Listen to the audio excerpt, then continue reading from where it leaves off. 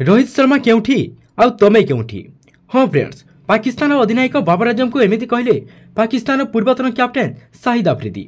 तेज से कौन कहते आसतु ये भिडियो जाणवा। हाँ फ्रेंड्स, शाहिद आफ्रिदी से व्यक्ति मध्य जड़े जे भारतर विश्वकप विजय पर सर्वप्रथम शुभेच्छा जन। भारतीय team 7 run south Africa team को परास्त कर विश्वकप ट्रॉफी हासिल कर पाकिस्तान पूर्वतन क्रिकेटर एक इंटरव्यू रे रोहित शर्मा को गुरी गुरी प्रशंसा करिसेंती। पाकिस्तान अधिनायक बाबर आजम को ऊपर मध्य रागी जाइछंती। तांकर एही रागर कारण होची पाकिस्तान सुपर 8 जाय भी पहुंची पाई नथला। एपरिक विश्वकप रे पाकिस्तान अमेरिका भली दल ठार मध्य पराजय वरण करथिला। रोहित शर्मा को नहीं शाहिद आफ्रिदी कहछंती जे अधिनायकर हावभाव कहिदब जे टीम मनस्थिति किभली रहिछि। टीम लीडर को टीम तैयारी करबार आवश्यकता रही थाए। विश्वकप रे हिटमैन का आक्रमणात्मक बैटिंग भारतीय दल अन्य खेलाड़ी आत्मविश्वास बढ़ाऊला बोली शाहिद आफ्रिदी कहते।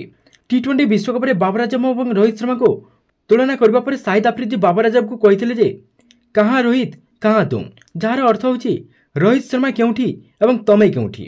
जदि रोहित शर्मा को विश्वकप रे परफॉर्मेंस देखा तेबे रोहित शर्मा 8टी मैच रे 257 रन करथिले, जेउथिरे तांकर स्ट्राइक रेट 156 रहितला एवं 3-3टी अर्धशतक मध्य शामिल रहितला। अपरपक्षे बाबर आजम को जदि विश्वकप परफॉर्मेंस देखा तेज से 4टी मैच खेली मात्र 122 रन संग्रह करते, जो स्ट्राइक रेट मात्र रही 101। फ्रेंड्स, आपण मान मत रोहित शर्मा और बाबर आजम मध्य किए जड़े भल कैप्टेन आमको कमेंट बॉक्स में निश्चय जनातु। आगक क्रिकेट समस्त खबर जानापी आम चैनल को सब्सक्राइब कर दिंतु।